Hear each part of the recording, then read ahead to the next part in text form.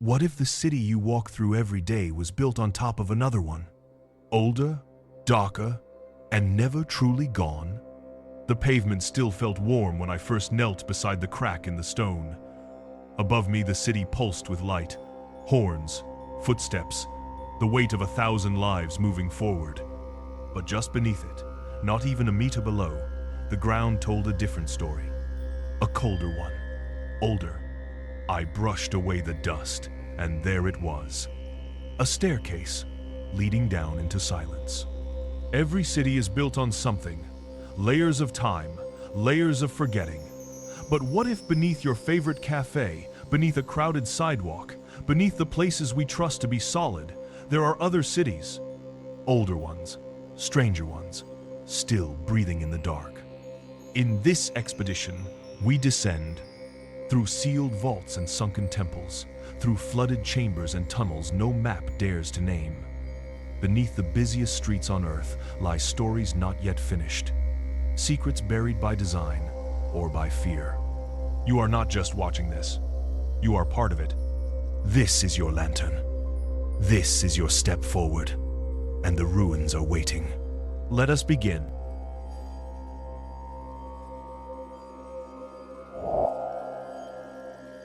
The candlelight flickered, throwing long shadows across the damp stone walls. My boots echoed on the narrow path below the old city of Naples. Above me, scooters roared and espresso machines hissed. But down here, in this silence, the air changed. It thickened. It remembered. What lies beneath Naples is not a basement. It is not a tunnel. It is a labyrinth. Dug by Greek settlers more than 2,000 years ago, these chambers were first carved as quarries. They pulled blocks of yellow tuff from the soft volcanic earth, stacking them into temples and columns for the city above. But they left behind a hollow, vast and forgotten, a honeycomb beneath the modern world. I could feel the stone sweating. Each step deeper pulled me further from time. Roman aqueducts ran alongside me. Smooth stone channels, long dry now, once carried water to fountains and baths above. Their engineering was flawless. Not a drop wasted, yet even that was only the beginning. The farther we went, the more the past began to unravel. There were chambers no historian could explain. Rooms with walls charred black, ceilings stained with soot, though no one knows what burned. Others bore crosses etched into the rock, crude and uneven, hidden away from the main routes. Early Christians, perhaps, worshipping in secret, or something even older, wearing the mask of later faith. In one narrow corridor, the stone shifted color. Here, the walls bore handprints, not painted, impressed, as if someone had pressed them into the damp earth before it hardened. Some prints were small, children, others larger than any modern hand. We did not speak as we passed through. Above, life moves quickly. Down here, it drips. A steady rhythm from the ceiling joined our breath. I noticed that the air changed temperature from chamber to chamber. Some were warm and heavy, others cold enough to see your breath. No one has mapped the entire network. Some say it is impossible, that the tunnels shift, that maps brought down return wrong. Locals tell stories. They say there are deeper levels, ones no modern boots have touched, levels sealed by stone, not by choice. There are whispers of secret societies, of rituals in the war years, of something found during World War II that was quietly reburied. And yet, even now, Naples uses this underworld. During the bombings of the Second World War, thousands fled into these tunnels. Families lived here, children were born here. Their names still echo on the walls, etched in pencil, carved in hope. Then there are the cisterns, vast stone basins carved directly into the earth. Some still hold water, perfectly still. I leaned over one, torchlight reflecting off the surface. For a moment, I saw my reflection, then something else.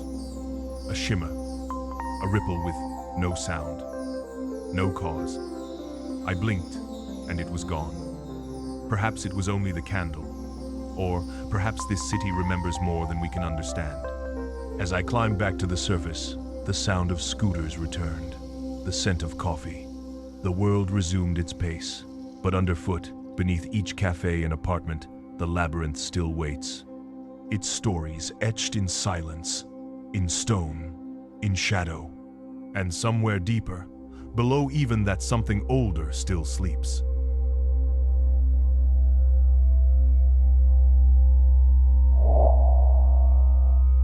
The rain had just begun to fall when I stepped down into the Undercroft.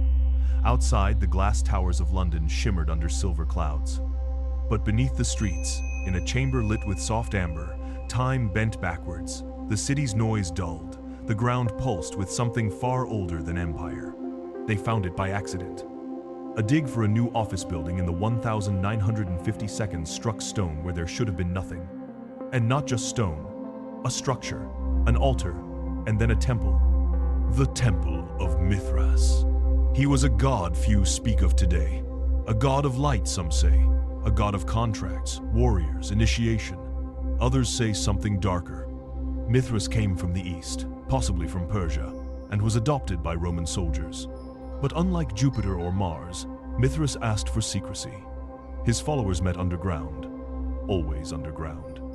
Now, in the heart of London's financial district, surrounded by banks and cafes, the temple lies preserved, reconstructed on the exact spot it was found. But to walk through it is not simply to walk through history. It is to enter a riddle, one the Romans never explained. Stone columns flank a narrow aisle. The altar sits at the far end. Above it once stood a relief, Mithras slaying a bull, blood spilling from its neck, a scorpion at its genitals. A snake winding through the scene. No one agrees on what it means. Life, death, fertility, sacrifice, maybe all of it, maybe something else entirely. The rituals were secret. Initiations passed mouth to mouth, never written. 7 grades of membership: Raven, Bridegroom, Soldier, Lion, Persian, Sunrunner, Father. Each role held its own challenges, its own vows, its own silence. They found remnants of feasts, burned bones, drinking vessels, oil lamps shaped like ships, and deep in the soil, a list of names. Men who served in the Roman legions, men who gathered here, far from home, binding themselves to something beyond Caesar, something eternal. But what haunts me still is not the temple itself. It is what they found near it. A wooden tablet, ink faded but legible. A complaint from a merchant. He claims goods were stolen. The name he accuses is familiar. It matches one of the initiates. He says the man took coins and something else. A charm, a seal. He does not describe it, only says it should not be touched. The record ends there. No trial, no resolution, no recovery. Perhaps it was just theft. Or perhaps those who entered the temple knew the difference between crime and sacrilege. The temple was eventually buried, not destroyed, not forgotten, simply covered, as if the city grew tired of remembering. And when the new London rose, it paved over the shrine. The god went quiet. But now he is visible again. And when you stand there, in the hush of that chamber, with the city pulsing just above, you feel it, the way the room holds its breath, the way the air turns inward. It does not feel like a ruin. It feels like a waiting room. One of the stone benches still bears a mark, a rough carving. Not Latin, not any known script. I traced it with my fingers. It felt warm. For a moment, I thought I heard something shift in the walls. Then the guide cleared his throat. The tour moved on. The light changed, and Mithras went quiet again. But I left that place with questions I did not have when I entered. And I suspect that is exactly what the temple was built to do.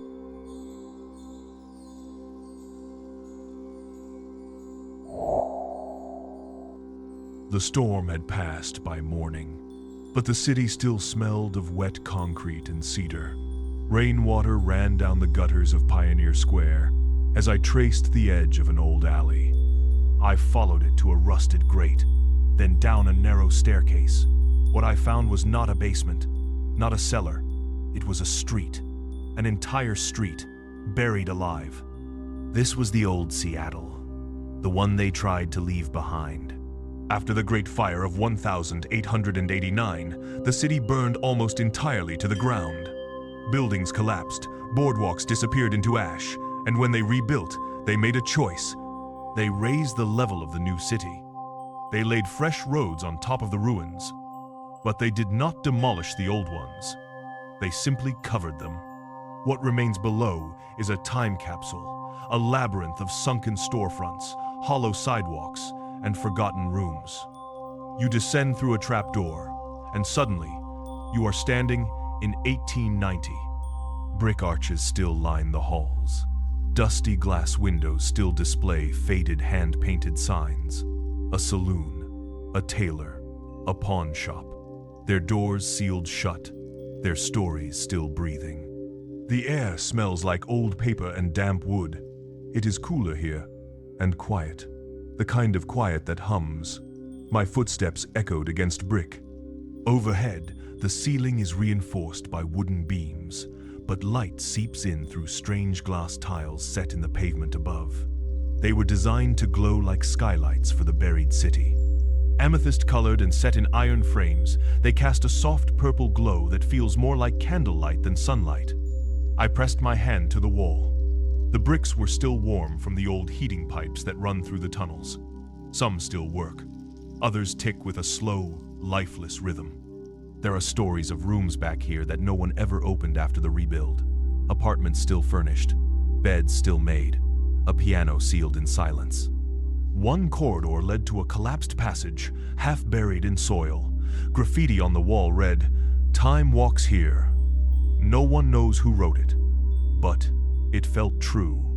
Locals talk about strange echoes, whispers in rooms that no longer have ceilings, the sensation of being watched. One historian told me that during the Prohibition era, these tunnels became smuggling routes. They say barrels of bootleg liquor passed through these walls. So did bodies. So did secrets. What remains now is more than just architecture. It is a memory built in brick. And yet, something about this place feels incomplete. As if the city above continues on, unaware that its reflection waits just beneath. When I stood alone in the corridor, I could hear the faint rumble of cars above, but it sounded distant, like a world removed, as if I were listening not to traffic, but to thunder. There was one moment I will not forget. I passed through an old iron gate and entered a small square chamber. The light here was faint, barely touching the floor. And on the far wall, someone had left a single object, a wooden chair facing the corner, covered in dust. But the floor around it was clean. No footprints, no drag marks, nothing but silence.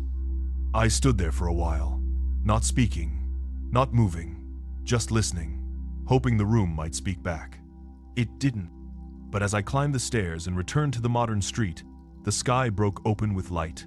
I looked down at the pavement beneath my feet, and I knew what lay below. Not just ruins, not just stone.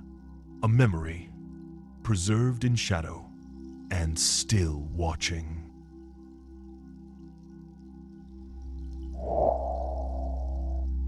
The dust hung in the air like breath, fine as flour, heavy as silence.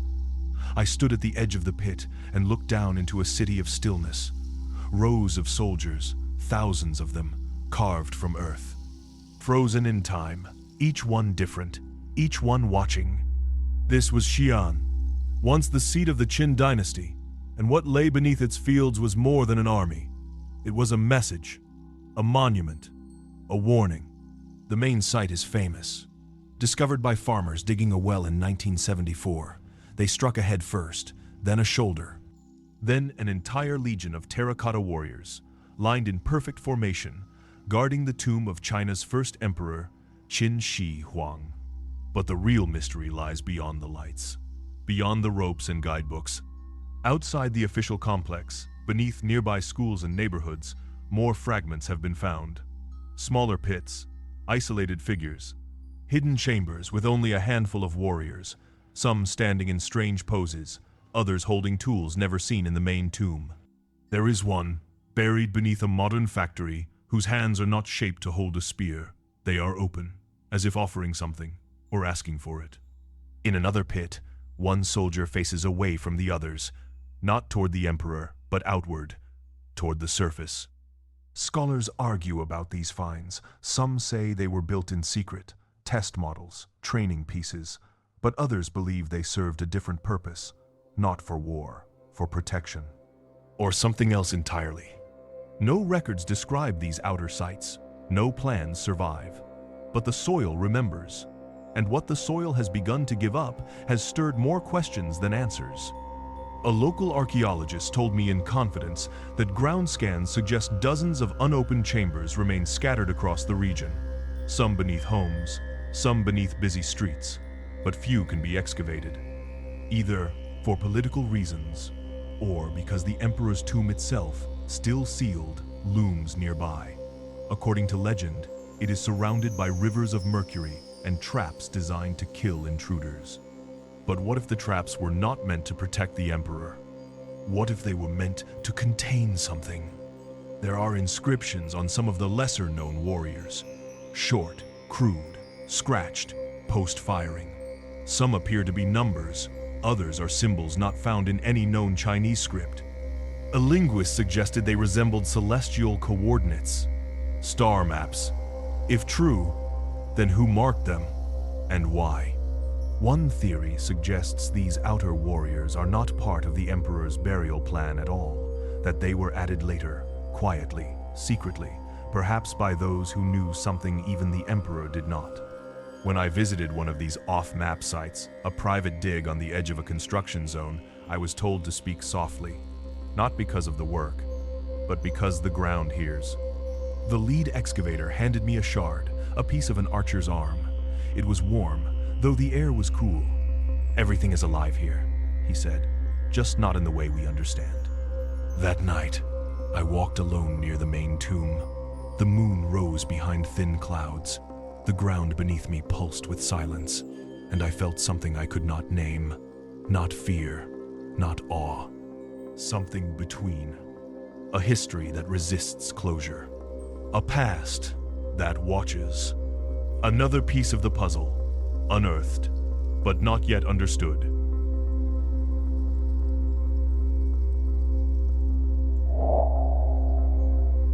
The night was cold, the kind of cold that settles in your bones, not just your coat. I stood at the foot of the South Bridge in Edinburgh, watching mist curl around the old stone. The city above was lit with golden lamps and the hum of evening life. But below, beneath the cobbles and the laughter, another Edinburgh waited, silent, watching, undisturbed. I stepped through a narrow doorway, downstairs worn soft by centuries of use. The air shifted, colder, wetter, thicker. We entered the vaults.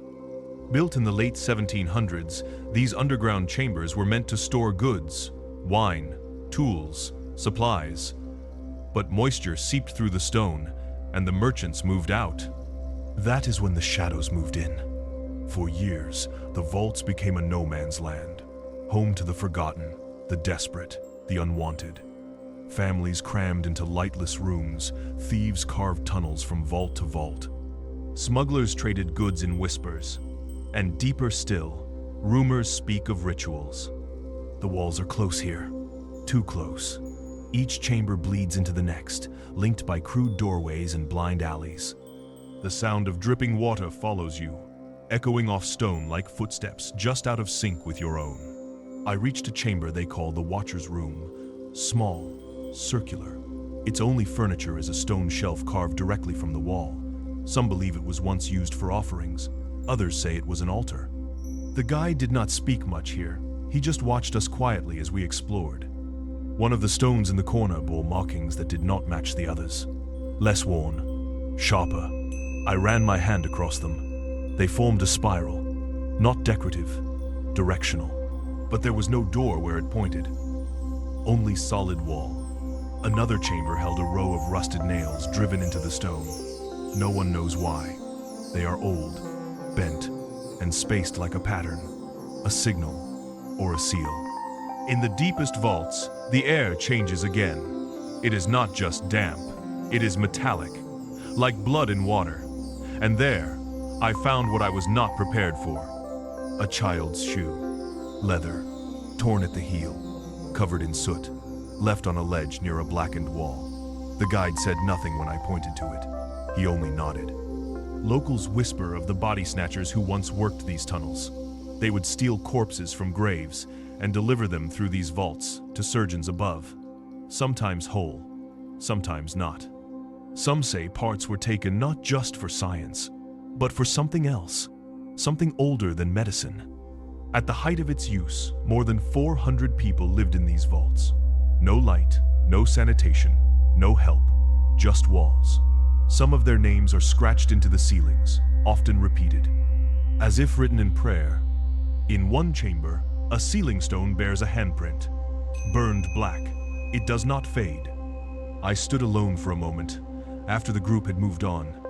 The torchlight flickered against the stone. The silence was deep, not empty, full of breath, of memory, of weight. And then I heard it, a single knock, sharp, hollow, from a wall I had just touched. I waited, but it did not come again. I do not pretend to understand what lives in those vaults.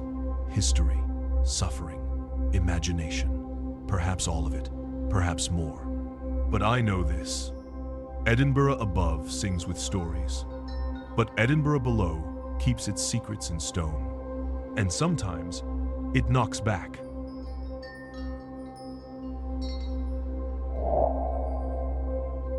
The bells of the cathedral rang as I stepped into the square. Their echo moved across the plaza like smoke, settling over stone too old for its surroundings. Tourists wandered, vendors called out, but beneath the rhythm of modern Mexico City, something far older stirred. I walked to the edge of a construction site, now sealed in glass. Below it, unearthed step by step, were the bones of a forgotten god. Templo Mayor. It once stood at the heart of Tenochtitlan, the capital of the Aztec Empire, a temple to both Huitzilopochtli, the god of war, and Tlaloc, the god of rain. Two deities, one structure. Dual staircases led to dual altars. Blood and prayer flowed side by side. The Spanish built their cathedral directly on top of it, not beside, not away, but over, as if trying to crush what came before. But stone has a memory deeper than conquest. In the 1,970 seconds, a power company digging near the cathedral unearthed something strange. A massive stone disc, circular, carved with the dismembered body of Coyolxauhqui, the moon goddess. Her limbs scattered, her face calm. It was not just art. It was instruction, a cosmology carved in volcanic rock. This single discovery sparked decades of excavation. Slowly, the heart of the Aztec world was revealed again, layer by layer, shrine by shrine, and still, they are uncovering more. What lies beneath is not a ruin. It is a message, a code carved into architecture. Every layer of the temple was built over the previous one, like the rings of a tree. Each expansion marked a new reign, a new sacrifice, a new blood oath to the gods. I stepped through the remains of a ceremonial chamber.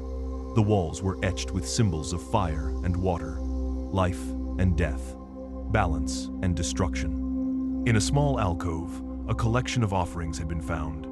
Masks of obsidian and jade, seashells from far-off shores, and at the very center, a human skull with turquoise eyes.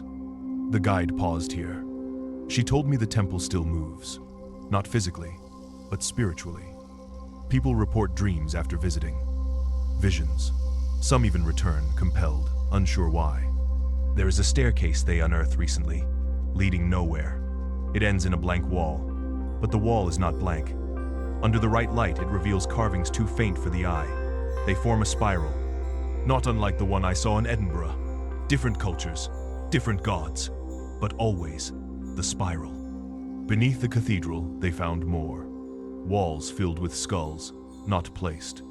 Built into the structure, mortar and bone. The Tzompantli, a tower of the dead, once thought symbolic, now understood as literal. The scent of copal still lingers in some of the stones, sweet and sharp. A sacred smoke used to cleanse and connect. I breathed it in and felt a chill. This was not simply a temple. It was a map of the universe. Heaven above, earth in the middle, the underworld below, and we were walking on top of all of it, without even knowing. I turned back to the cathedral. Its shadow fell across the ruins, but even in shadow, the old gods remain. One priest once wrote that when the temple fell, the sky changed, birds flew backward, the sun dimmed. He believed the gods had died. But as I stood there, surrounded by stone older than the city itself, I knew better.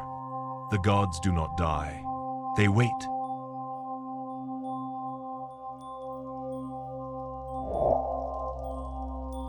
The rain had softened the city. The streets of Paris gleamed with reflections of passing lights. Cafes were full. Musicians played near the Seine. But beneath it all, under the elegance and poetry, there was a silence no song could reach. I descended through a narrow hatch behind a locked gate, guided by a historian who had long since traded textbooks for lanterns. We stepped into the catacombs. Not the tour, not the polished path open to visitors. We went deeper, into the off-limits veins of the city's underworld. The air changed almost immediately. Cooler, older. Time moved differently here. The walls pressed in with a quiet patience. Beneath Paris lie the remains of more than 6 million people, moved here when the cemeteries overflowed in the 18th century. The bones were arranged with disturbing precision, skulls in patterns, femurs stacked like firewood, a geometry of the dead. But what lies beyond the mapped areas is stranger still. We passed through a low arch, ducking into a corridor so narrow I had to walk sideways. Our lantern flickered as we entered a chamber with no markings, no names, just silence. On the floor, scratched into limestone, was a symbol, a circle within a square, ancient, not Roman, not Christian, something else. My guide would not step inside. He told me a story. In the 1,990 seconds, city workers repairing a sewer line accidentally broke through a wall near this area. Behind it was a vault, sealed tight. Inside, they found chairs, all facing a blank wall. And on that wall, a mural painted in what looked like ash. It was scrubbed clean before archaeologists could study it. The workers were never interviewed. The official report vanished. No one goes there now. Further on, we reached an area known only by a nickname, the cathedral. A towering space with columns of bone rising to the ceiling. At its center stood a black stone slab, unmarked, untouched. Locals believe it was placed there long before the catacombs were filled. They say it predates the city itself. When I asked why it was never removed, my guide paused. Then he whispered, "Some stones are left alone for a reason." Around the slab, the bones were older, crumbling, turned to powder in some places. But something about the air changed near it. It grew heavier, not foul, not rotten, just thick, like breath that had not been exhaled. There are tunnels that no map records. They twist in circles. Others descend in perfect spirals, but end in flat walls. One leads to a locked iron gate with no keyhole, no hinges, just iron set into stone. And beyond that gate, they say, lies the ossuary of the forgotten, tombs for those who never had names. Some say they were not buried but hidden. Others believe they are still watching. In a small side room, far from the main tunnels, I found an inscription etched into the ceiling, Latin. It read, "Silentium est veritas," silence is truth. I stood there, unmoving, and listened. Nothing, but the kind of nothing that has shape. That feels intentional. As we left, I turned back one last time. The lantern's glow receded behind the curve of the corridor. The city above had returned, but I could still feel it. That presence, that quiet. Paris remembers what it buries. And not all tombs are empty.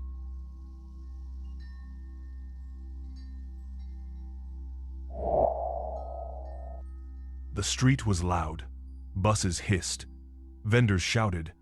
A call to prayer rose in the distance. Istanbul vibrated with life. But when I stepped through the gate near Hagia Sophia and descended the stone stairs, the city fell silent. What I entered was not just a reservoir. It was a cathedral of water. The Basilica Cistern, built in the 6th century under the reign of Emperor Justinian, a subterranean chamber the size of a cathedral, hidden beneath the feet of 1,000 years. At first glance, it is majestic, a forest of marble columns rising from still black water. Reflections shimmered like ghosts. The air was cool and damp, thick with the scent of moss and stone.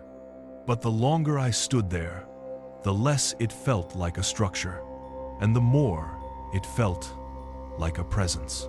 336 columns support the ceiling, each salvaged from older temples. Some are fluted, others plain. No two the same. They came from all across the empire, and they brought their histories with them, pagan, Roman, forgotten. Water dripped in slow, irregular rhythms. The sound echoed like distant footsteps.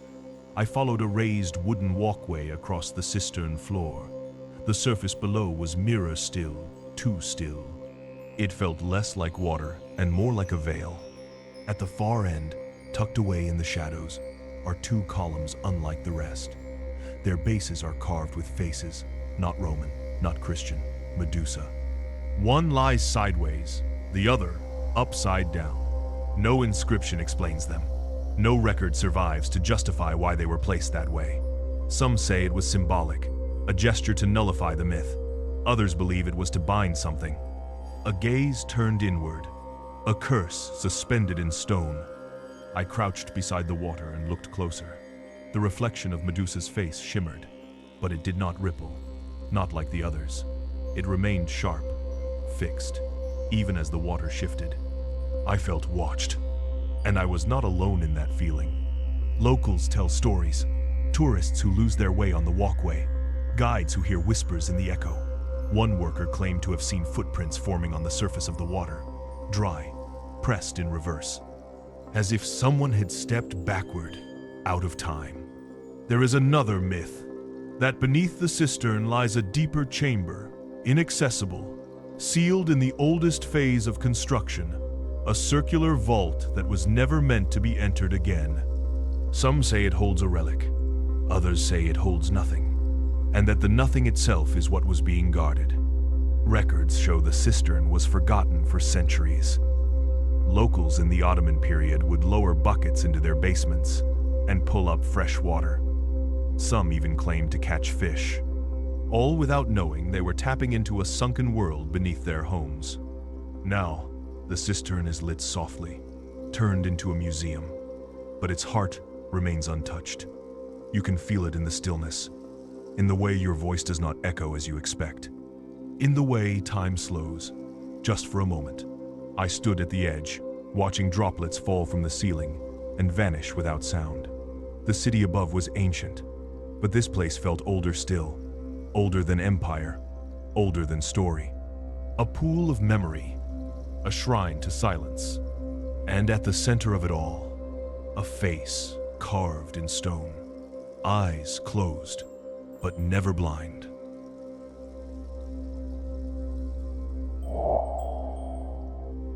The city hummed above, cars, voices, the pulse of life.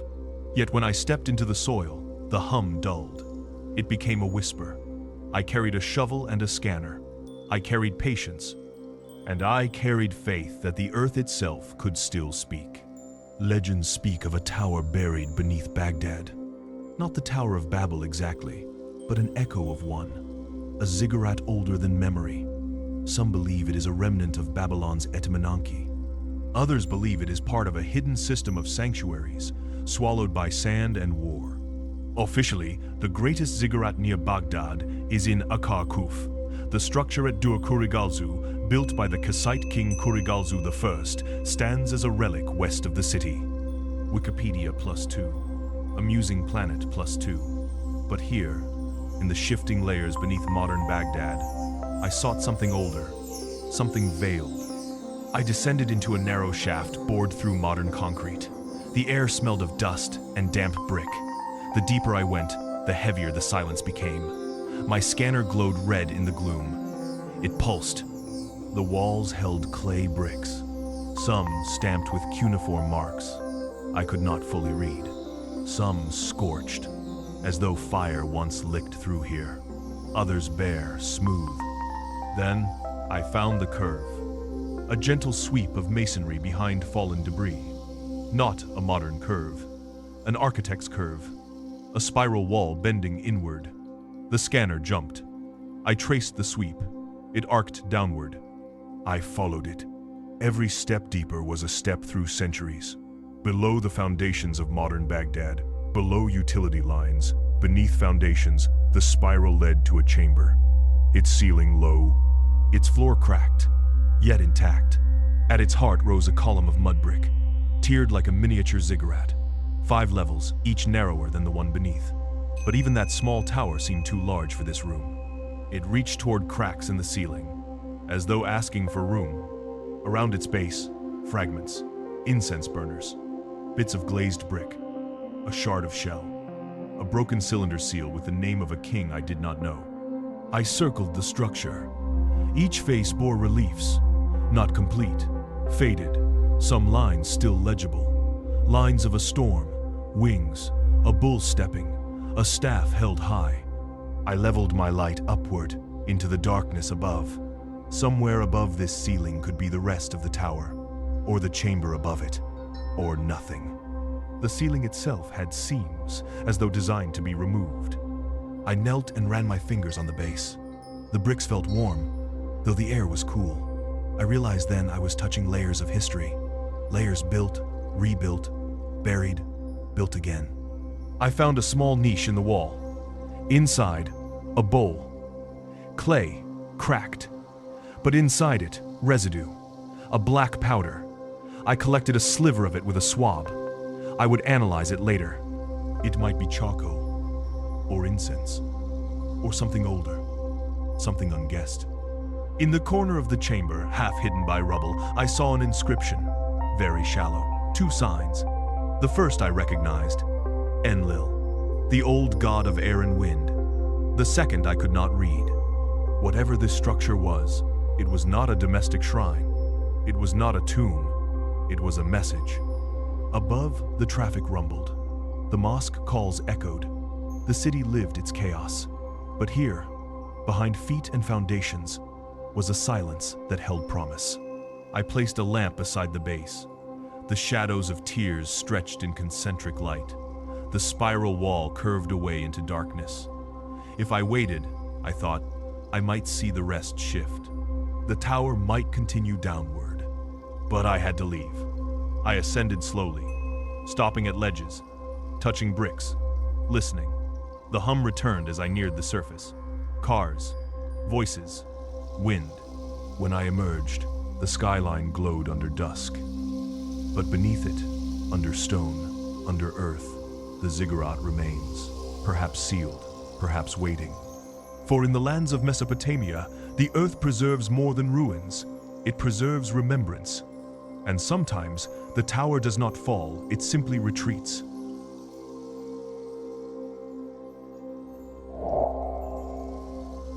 The sun had just begun to set over the Italian hills when I reached Orvieto. The town rose like a crown atop volcanic rock, its cathedral gleaming like a relic from another world. But I had not come for the view. I had come for what lay beneath. This city floats on secrets. From the surface, Orvieto seems like any medieval hill town. Cobblestone alleys, stone archways, vine-covered walls. But beneath the city, carved into the soft tufa stone, lies a labyrinth. More than 1,200 caves, tunnels, wells, chambers, many of them untouched for centuries. Some perhaps never meant to be touched again. The entrance was hidden behind a wooden door in a small courtyard. No signs, no plaques, just a key and a guide who spoke softly, as though not wanting to wake what slept below. We descended. The air grew cool and silent. The walls bore the marks of chisel and flame. These were not random cuts. They were deliberate, architectural, devotional. Some chambers were simple, square rooms with benches carved from the walls. Others were complex, multi-level, spiral stairs descending into darkness. At first, they seemed like old wine cellars. But as we moved deeper, that illusion faded. One chamber opened into a domed vault, its ceiling blackened by soot. At the center was a shallow basin, dry now, cracked, but shaped like a sunburst. Around it were carved niches, each just large enough for a single figure to stand within. No records exist of what these rooms were used for. Theories range from pagan ritual to early Christian worship, but one archaeologist once described them simply as sanctuaries, not churches, not shrines. Something more private, more ancient. In one tunnel, I saw a carving of a wheel, a perfect circle with 8 spokes. No Latin, no Greek, no Etruscan script nearby, just the wheel, alone. It appeared in 3 different rooms, always near a vent, always pointing east. No one has explained it. The Etruscans once ruled this land. They believed the earth itself was sacred, that messages from the divine came not from the sky, but from the ground. Their priests, the haruspices, would study the entrails of sacrificed animals and read the future in the liver's form. One of the chambers here, deep beneath the cathedral, bore a strange basin with grooves too narrow for water, but the shape, the proportions, matched an Etruscan model of a liver used for divination. The deeper we went, the older it felt. In the lowest level we could safely reach, the walls turned rougher, less shaped. The ceiling dropped, and at the far end, sealed behind a rusted gate, was a chamber with walls covered in soot, and one inscription drawn in ochre. A spiral, always the spiral. I asked the guide if people ever entered that room. He shook his head. "We do not even have the key," he said. "Or if we do, no one remembers where it is." Some say these tunnels were escape routes during sieges.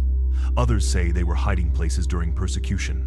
But there are symbols down here no one has translated, carvings that don't match any known alphabet, shapes that suggest more than utility, that suggest intention. Above, the cathedral bells rang. Echoes filtered through stone like rain through roots. And I thought about those who carved these spaces, who lit candles in the dark, who whispered prayers into stone. Whether pagan or Christian, ritual or refuge, they were seekers, and what they sought is still here, waiting, beneath feet that no longer know what they stand on, beneath stone that remembers every hand that touched it. The sanctuaries still breathe.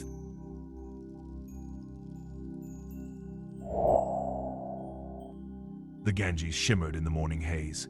Its waters moved slowly, pulled not just by gravity, but by memory. Pilgrims dipped their hands into the river. Bells rang. Smoke curled from incense sticks. Varanasi does not wake. It is always awake. But beneath its ghats, beneath the ancient stairways that descend into the sacred river, something sleeps. I arrived at low tide.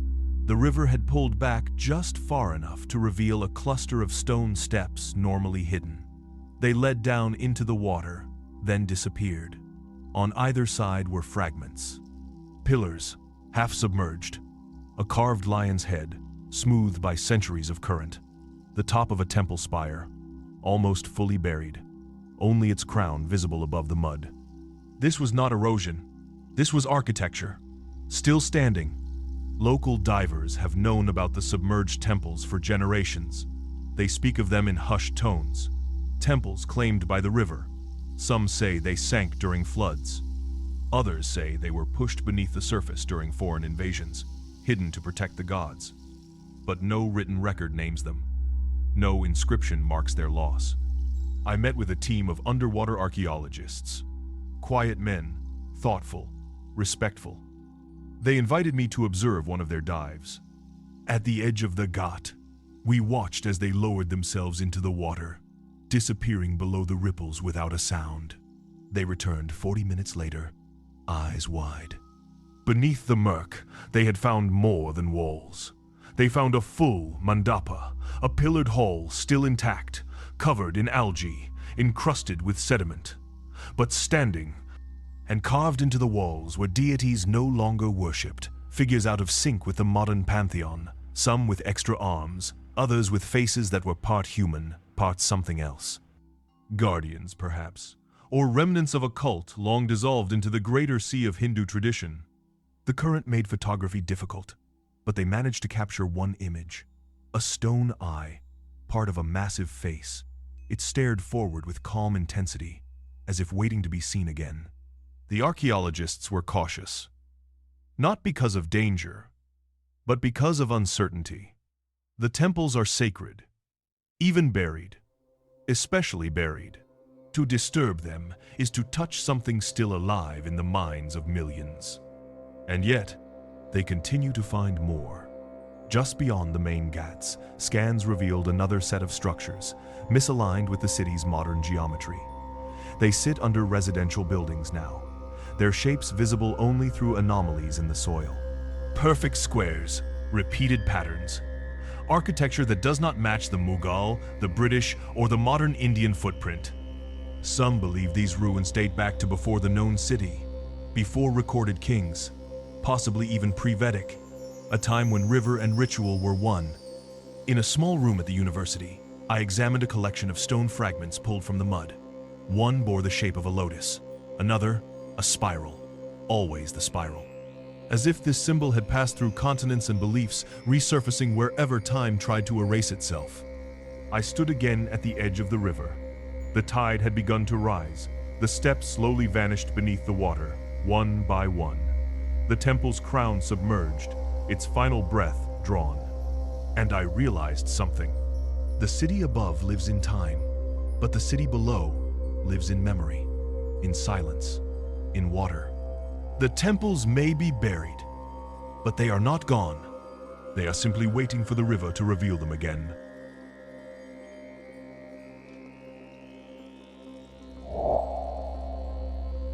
The sun was just beginning to sink over the Mediterranean when I stepped onto the boat. The harbor of modern Alexandria sparkled in gold, its skyline stretched thin against the water. But we were not sailing forward. We were drifting into memory. Beneath the waves lay a vanished city, Cleopatra's city. The boat anchored just off the coast, near the ancient island of Antihodos, now submerged. Divers fitted their gear in silence. I watched them slip beneath the surface. Moments later, I followed. The world below was still, blue, timeless. Columns rose from the seabed like the ribs of a broken cathedral. Blocks of limestone scattered like fallen dice. Carved sphinxes, tumbled statues, shattered friezes. This was once the royal quarter. The palace of Cleopatra, the grand halls of Ptolemaic splendor. Now, it sleeps under salt and sand. 2 millennia ago, this entire section of Alexandria collapsed into the sea. Some blame earthquakes, others say tsunamis. But there is another theory, that something was buried on purpose. That the ruins were not lost by accident, but by design. The divers pointed out a massive platform, stone steps leading to nowhere, walls that end abruptly. But carved into one of the fallen blocks was the unmistakable shape of the uraeus, the rearing cobra, symbol of divine authority. This stone once guarded an entrance. Now it guards silence. We moved deeper. Through the murk, a row of pillars appeared. Broken, yes, but aligned. One bore an inscription in Greek, half eroded, the only word still clear, Isis. The cult of Isis was strong here. So strong, in fact, that her worship spread beyond Egypt to Rome and the wider Mediterranean. Some believe Cleopatra herself was seen not just as queen, but as embodiment. A living Isis. But what was she trying to protect? Some archaeologists suggest that beneath the palace complex now underwater there were chambers, vaults, ritual spaces, not open to the public, not even to the royal court. The Ptolemies practiced a fusion of Egyptian and Greek religion. They were masters of both theater and secrecy. And in their twilight hours, as Rome's shadow grew, it is said they sealed away their greatest treasures, not gold, not jewels, knowledge, scrolls, objects, icons, possibly even remnants of older gods, gods that Egypt had once forgotten, and the Ptolemies remembered. We swam past a sphinx, its face cracked, but its eyes still sharp. It faced inland, toward what used to be land, as if watching the shore, as if guarding what lay behind. And then we found it. A door, not intact. just the frame. Carved from granite, the lintel still bore the faint outline of a winged disc, but there was no building left, only sand. The doorway stood in open water, like a portal waiting to be reassembled. Through it, the ocean looked different, darker, deeper, as though the door still believed it had meaning. I surfaced. The city above gleamed in the light, but my mind was still below. Cleopatra died more than 2,000 years ago. The library of Alexandria burned. The world turned its gaze elsewhere. But under the waves, the stones remain, unmoved, unblinking. And whatever she buried down there in those vaults, in those ruins she buried with the knowledge that the sea does not forget. It only waits.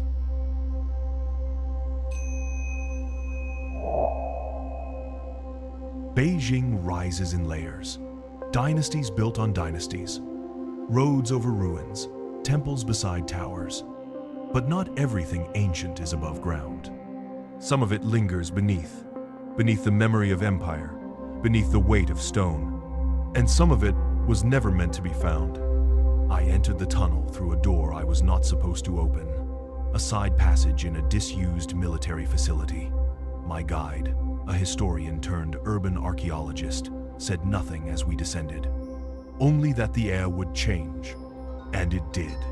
The deeper we went, the cooler it became. The echo of our steps folded into silence.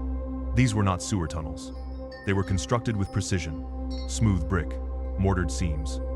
Arches just tall enough to walk without bending. There were no signs, no markings, just a direction. Down. The tunnel system is real. The city built an extensive underground network during the Cold War, fearing invasion and air raids. Some were civil shelters, some military. But as the years passed, those maps blurred. Some entrances were sealed, others forgotten. And beneath even those, rumors say there is something older. We passed the remains of a metal door, half rusted, long forced open. Beyond it, the brick turned to stone, cut differently, with marks too uniform for the modern era. The guide paused and ran his fingers along the surface, then whispered, "This part was not Soviet." He clicked on his torch and revealed what the dim light above could not. Symbols etched into the walls. Not Chinese, not Manchu, not Mongol. Symbols that formed spirals, intersecting grids, and patterns that reminded me of stars. This was not defense. This was design. There are stories never printed, always whispered, that the emperors of the Ming dynasty commissioned secret tunnels beneath the Forbidden City. Not for escape, but for ritual, for movement between sacred spaces. The official maps end at the palace walls, but the ground tells another story. In one chamber, we found remnants of what looked like a prayer platform. Square, elevated, facing east. A burn mark in the center. Charcoal, perhaps, or something older. There were no offerings, but there was an impression in the dust. A footprint, bare, small, as if someone had stood here. Recently, further down, we reached a chamber with walls lined in tile. Each tile bore a number. No script, no ornamentation, just digits. Some missing, others shattered. I picked one up and felt heat. Not warmth, actual heat. Though the tunnel was cold, I held it to the light and saw a crack running through its center. Like lightning in ceramic. The guide refused to touch it. He told me about workers who had stumbled on this part of the tunnel decades ago. They were sealing off a section when one man vanished, just stepped around a corner and never returned. They sealed it the next day, and never opened it again. We turned back soon after. The tunnel kept going, but the air had grown heavy. The walls seemed closer, the silence deeper. When we emerged into the surface light, the city was unchanged. Buses roared. People rushed by. The skyline blinked with neon and cloud. But I kept thinking about those patterns, the spirals, the silence. Beijing remembers its past in layers. But not all layers are in books. Some lie beneath asphalt and stone, beneath history itself. And some, still, are moving.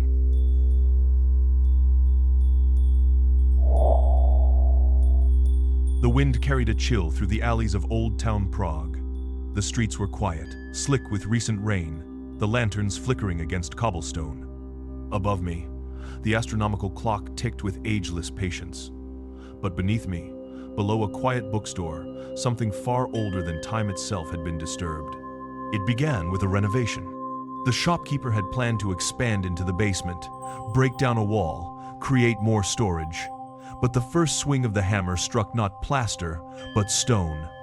Beneath the modern structure was a sealed chamber, a room hidden behind a wall that had not been touched in centuries. What lay inside was untouched. I descended with the archivist at dusk. The stairs creaked beneath our weight, and the cellar air grew colder with every step. The light bulb hanging above cast long shadows across the floor, but we brought no electric lamps beyond the threshold. That was the first rule. The second rule was simpler. Do not open the door. There it stood, iron-bound. Ancient wood, reinforced with thick nails and a heavy chain. The chain was twisted around the handles, padlocked tight, not from the outside, but from within. Carved into the stone above the frame were 3 Latin words: Ne aperias clausum, do not open what binds itself closed.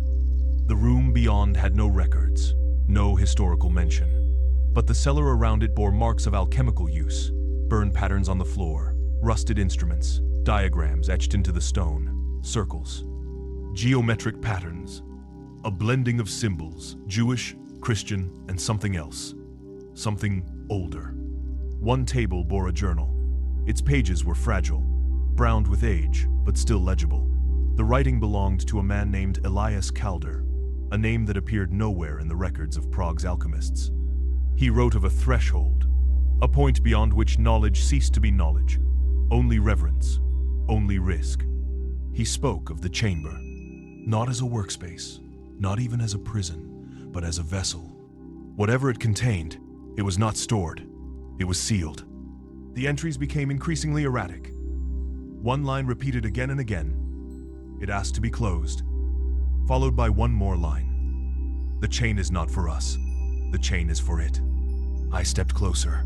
The door gave off no scent, no sound, but it radiated pressure, a quiet hum that buzzed just beyond hearing, the kind of silence that feels alive.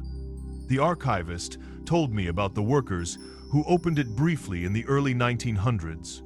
Just once. The chain was cut, the door opened a few inches, and then something happened. The reports are scarce. A fire, they claimed. A collapse. But those who lived nearby spoke of a black wind that poured into the stairwell, of flickering lamps, of voices. The chamber was resealed the next day, the original chain reforged. The workers who opened it never returned to the building. Since then, it has remained undisturbed, except for the dreams. Several tenants who lived above the shop reported the same image: a door, a spiral, a voice whispering through stone. None had ever seen the cellar. When I asked if I could place my hand on the door, the archivist nodded. I reached forward slowly, my fingertips grazing the wood. It was warm, as if something within was breathing. We left in silence, locked the cellar, walked back into the night. The wind had stilled, the streets were empty. But behind that chain, beneath those stones, something ancient waits, not buried, not broken, just bound.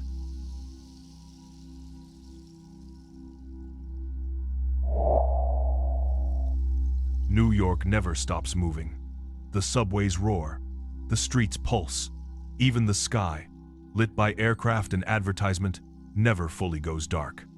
But beneath it all, under the humming city, there is a silence that does not belong, and it waits.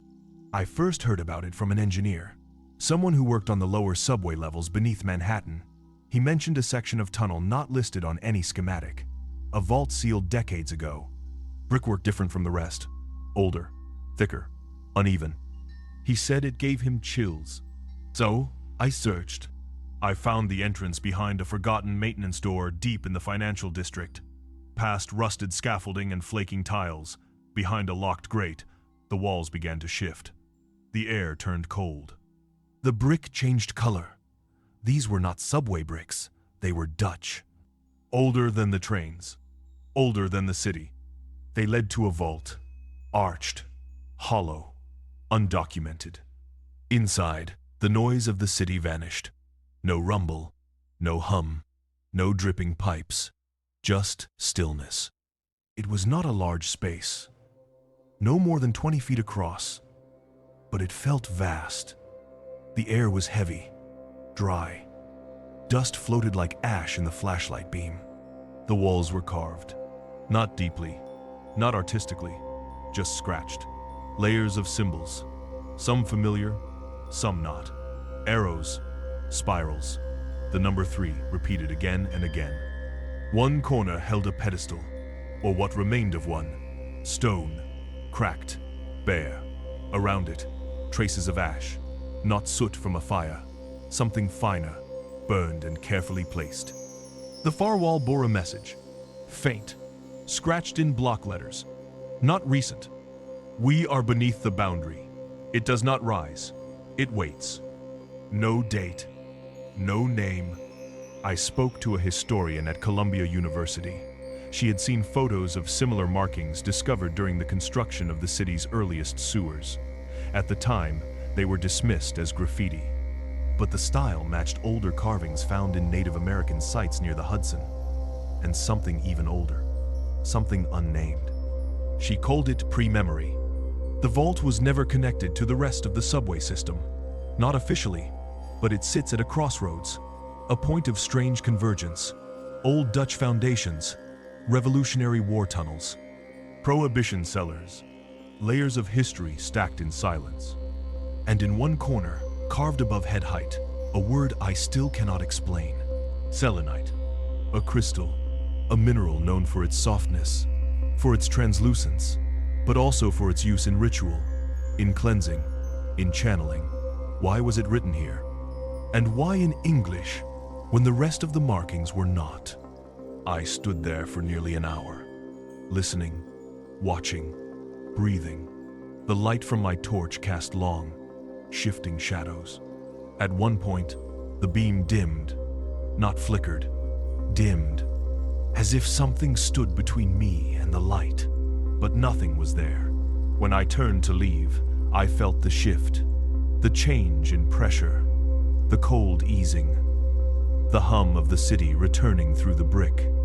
And when I climbed back to the street, blinking in the neon in motion, I realized I had crossed something, a boundary. The vault does not speak, it does not echo, but it listens, and it remembers. The cities above are loud. They pulse with light and breath and time. But beneath them, in shadowed chambers and forgotten vaults, the silence tells a different story. A story not written in books, but carved in stone, etched in soot, sealed behind doors we no longer have keys for. I have walked through tunnels where language disappears, where geometry becomes myth, where the very air seems to remember more than we do. These were not ruins. They were not mistakes. They were choices. Sanctuaries built in quiet, secrets kept beneath noise, and always the same feeling, the same presence, that we are not the first to hide our fears beneath our homes. In Naples, the handprints linger where no light should reach. In London, a temple whispers the rites of forgotten gods. In Paris, beneath the elegance, bones press close to truth. In Varanasi, the river reveals its buried shrines only when it chooses. And in New York, under steel and story, the ground listens. Not all history is meant to be uncovered. Some of it waits for us to be ready, to stop moving, to listen. And when we do, we hear it. Not a whisper, a breath, not a warning, an invitation. Because the past is not gone, it is patient. And what we bury beneath concrete and memory, we will one day return to. Dust on our boots, torch in our hand, wonder in our chest. Another piece of the puzzle. Another secret, swallowed by the ages. But I have learned one thing on this path. History does not whisper, It waits.